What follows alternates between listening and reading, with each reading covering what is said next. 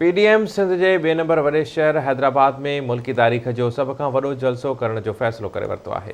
अॻूणे सूबाई वज़ीर ऐं MPA शर्जील इनाम मेमण चयो आहे त फ़ेबरवरी जे पहिरें हफ़्ते में हैदराबाद में मुल्की तारीख़ जो सभ खां वॾो जलसो मुनक़िद कयो वेंदो।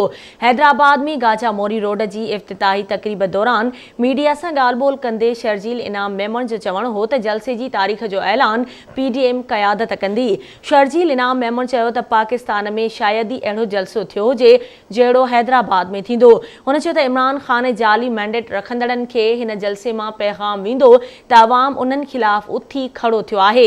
शर्जील इनाम वधीक चयो त इमरान ख़ान ऐं उन जी वफ़ाक़ी वज़ीरनि खे इक़्तिदार में रहण जो को बि हक़ नाहे। माण्हुनि खे NRO जा ताना ॾींदड़नि ख़िलाफ़ तमामु वॾा स्कैंडल साम्हूं अचण वारा आहिनि। हिस्टोरिकल जलसा होगा और इंशाल्लाह उस जलसे के बाद आप देखेंगे कि इमरान खान को और जो भी जाली मैंडेट से बैठे हुए हैं वफाकी काबीना में, इन लोगों को जो है ये पैगाम जाएगा कि अब आवाम जो है वो आपके खिलाफ उठ खड़ी हुई है और आपको इक़्तिदार में बैठने का कोई हक नहीं है। सिंध के साथ जो खुसूसी तौर पर एक मुतासबाना रवैया जो वफाकी हुकूमत ने रखा हुआ है कि यहाँ की गैस पे डाका डाला है।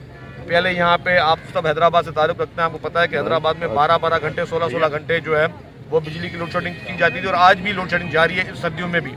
लेकिन अब गैस जो है वो भी यहाँ पे नायाब हो गई है।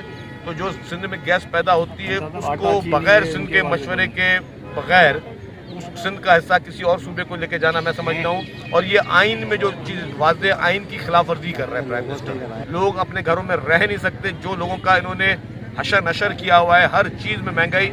ये जब डीजल की कीमत बढ़ाते हैं तो ये नहीं सोचते कि डीजल की कीमत बढ़ने से किस जो है समाजी सेक्टर को जो वो प्रॉब्लम होता है।